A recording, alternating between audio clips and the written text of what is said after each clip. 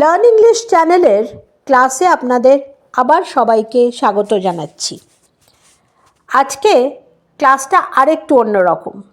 বোর্ডে দেখতে পাচ্ছেন লেখা আছে silent letters in English spellings.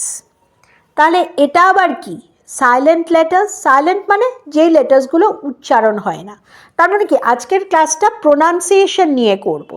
কেন প্রোনাউন্সিয়েশন নিয়ে করব? যে প্রোনাউন্সিয়েশন কিন্তু ইংরেজি বলা, শোনা, বোঝার পক্ষে একটি বিরাট তাৎপর্যপূর্ণ দিক, খুব ইম্পর্টেন্ট। কিন্তু it's a very important aspect of English learning and English teaching as well. কেন? একটা ভাষা আমরা যখন শিখি তখন সেটা যদি আমরা পরিপূর্ণভাবে শিখতে চাই তাহলে কিন্তু আমাদের প্রোনাউন্সিয়েশনের দিকেও জোর দিতে হবে। আমি যদি প্রোনাউন্সই ওয়ার্ডটা না করতে পারি তাহলে ওয়ার্ডটাই তো বলতে পারলাম না, আর ওয়ার্ডটা যদি বলতে না পারি তাহলে বোঝাতে পারলাম না, কেউ বুঝলো না, তাহলে তো সেটা কমিউনিকেশন হলো না। বোঝাতে পারলাম আমি কি বলছি? আচ্ছা, তো silent letters in English spellings এটা কীরম ধরনের? তার মানে কি সব লেটার্স যেটা ওয়ার্ডে থাকে সেগুলো কিন্তু প্রোনাউন্স সবসময় হয় না, অথচ স্পেলিংয়ে আছে। এই জন্যে ইংরেজি ভাষার ক্ষেত্রে একটা ভীষণ মজার দিক আছে, সেটা হচ্ছে ইংরেজি যেভাবে লেখা হয় সেভাবে কিন্তু উচ্চারিত হয় না। এটা মাথায় রাখবেন। মানে the words that are written, the way the words are written, or rather the way the words are spelt, exactly that way it is not pronounced. এইটা কিন্তু একটা বিরাট ইম্পর্টেন্ট দিক ইংরেজির। তো নতুন যারা আমার চ্যানেলে আছেন তারা অবশ্যই সাবস্ক্রাইব করবেন, আর যারা পুরনো ভিউয়ার্স তারা কিন্তু প্রত্যেকটা ভিডিও পরপর দেখবেন, তাহলে আপনাদের হয়তো এগুলো কোনো কাজে লাগবে। আদারওয়াইজ ছেড়ে যদি দেখেন না, যে কোনো ভিডিওই খানিকটা দেখলেন, তারপরে এটা একটা ক্লাস না, ক্লাসে আমরা তো বেরিয়ে যাই না, অর্ধেক দেখি আর অর্ধেক শুনে টিচার পড়াচ্ছেন দম করে বেরিয়ে গেলাম, তা তো আমরা কেউ করি না, তাই না? তাহলে ক্লাস যদি হয়, সুতরাং সেই ক্লাসটায় কিন্তু কাইন্ডলি প্রত্যেকে শুনবেন পুরোটা, আদারওয়াইজ তো মানে সেটা বোধগম্য হবে না। তো বেশি কথা না বাড়িয়ে আমি কাজের কথায় আসি। সেটা হচ্ছে প্রথম ওয়ার্ডটা দেখতে পাচ্ছেন জাজ, JUDGE। তাই এখানে ডিটা তো আমরা প্রোনাউন্স করি না, তাই না? আমরা কি বলি? জাজ। তাহলে ডিটা কিন্তু প্রোনাউন্স হচ্ছে না। পরেরটার কি?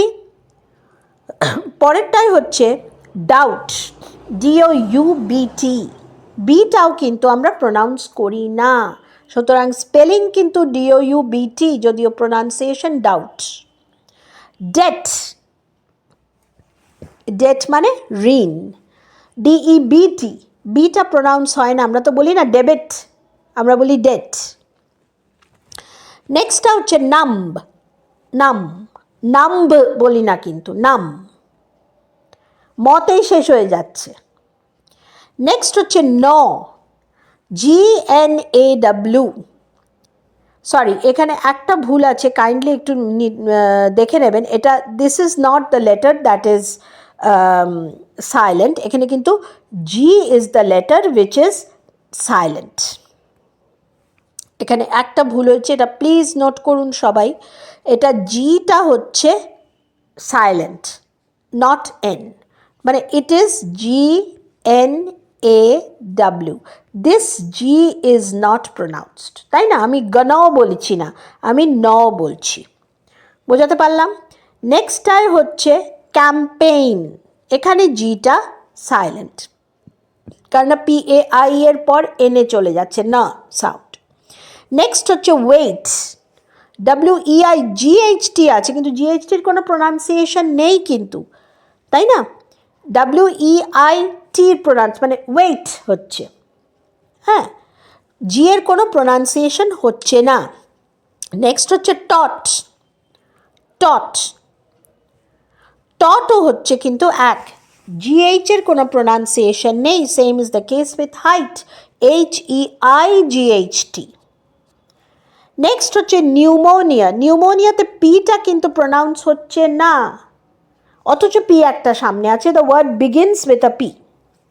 নেক্সট হচ্ছে সাইকোলজি, এটা একটা সাবজেক্ট, সাইকোলজি মানসিকতা, এটাও পি দিয়ে আরম্ভ হচ্ছে, কিন্তু পিটা প্রোনাউন্সড হচ্ছে না।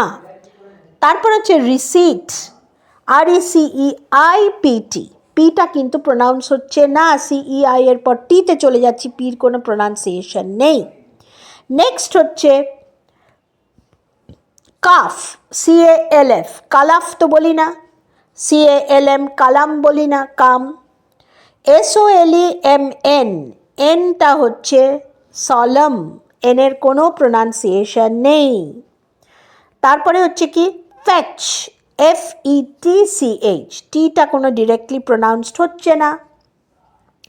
কাসল, CASTLE, টিটা প্রোনাউন্স নেই, আমি বলি না কাস্টেল, আমি বলি কাসল। তারপরে কি WOULD, এল এর কোনো প্রোনাউন্সিয়েশন নেই, would,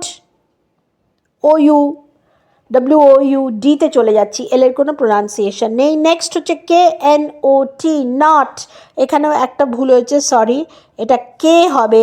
the word is, just a minute, please note it down, it is not N, that is silent, KNOT, এটা টাইপোগ্রাফিক্যাল মিস্টেক হয়েছে এখানে, কিন্তু কেটা is the word which is not pronounced, তাই না, আমরা প্রোনাউন্স করি নট, তাহলে কের কোনো প্রোনাউন্সিয়েশন হচ্ছে না, এটা নোট করুন, এটা এখানে একটু টাইপোগ্রাফিক্যাল মিস্টেক হয়েছে। তারপর হচ্ছে অ্যাডজাস্ট, অ্যাডজাস্ট, আমি ডি বলি না, আমি বলি না অ্যাডজাস্ট, আমি বলি adjust, that's how the pronunciation. আমি আরেকবার ওয়ার্ডগুলো পড়ছি, আপনারা যারা জানেন খুব ভালো কথা, আর যারা জানেন না, ডাউট আছে, তারা আমার সাথে সাথে পড়ুন, তাতে কিন্তু আইডিয়া হয়ে যাবে, এবং স্পেলিংটা নোট করুন, কেননা স্পেলিং ভুল মানে কিন্তু কমিউনিকেশন ভুল। ফার্স্ট ওয়ার্ডে যাচ্ছি, জাজ, ডাউট, ডেট, নাম, ন, ক্যাম্পেইন, ওয়েট, টট, হাইট, নিউমোনিয়া, নিমোনিয়া না, আমরা বলি না নিমোনিয়া, কথাটা কিন্তু তা না, কথাটা নিউমোনিয়া। সাইকোলজি, সাইকোলজি না, কথাটা সাইকোলজি, কয়ের ওপরে স্ট্রেস আছে। রিসিট, কাফ, কাম, সলম, ফেচ, কাসল। তারপরে কি would not adjust, adjust, adjust না, adjust, ডি এর কোনো প্রোনাউন্সিয়েশন নেই। তো সুতরাং আপনারা নিশ্চয়ই বুঝতে পারলেন ওয়ার্ডগুলো কি কি, নোট করেছেন নিশ্চয়ই ভিডিওটা দেখার সাথে সাথে, এবং এই স্পেলিংগুলো কিন্তু প্রত্যেকটা খুব ট্রিকি স্পেলিং, স্পেলিংটা মাথায় রাখতে হবে, তার সাথে উচ্চারণ, কেননা উচ্চারণ ভুল করলে স্পেলিং ভুল, স্পেলিং ভুল করলে কিন্তু কমিউনিকেশন ভুল, ইংরেজি ভুল। সুতরাং আমাদের অ্যালার্ট থাকতে হবে, কারণ একটা ভাষা আমি যখন ব্যবহার করব সেটা আমি ঠিকভাবে ব্যবহার করব, তাই না, তার স্পেলিং ঠিক হবে, তার প্রোনাউন্সিয়েশন ঠিক হবে, তবে না আমার কমিউনিকেশনটা ঠিক মতো হবে। তো ইংরেজির চর্চা আপনারা চালিয়ে যাবেন, কনস্ট্যান্ট কিন্তু করবেন, এটা কিন্তু থেমে থাকার ব্যাপার না, থেমে থাকলে কিন্তু চর্চা হারিয়ে যাবে এবং ভুল হয়ে যাবে। তো আজকের ক্লাসটা এই অবধি, পরের ক্লাস নিয়ে কিন্তু আবার আরেকটা টপিকে আসব।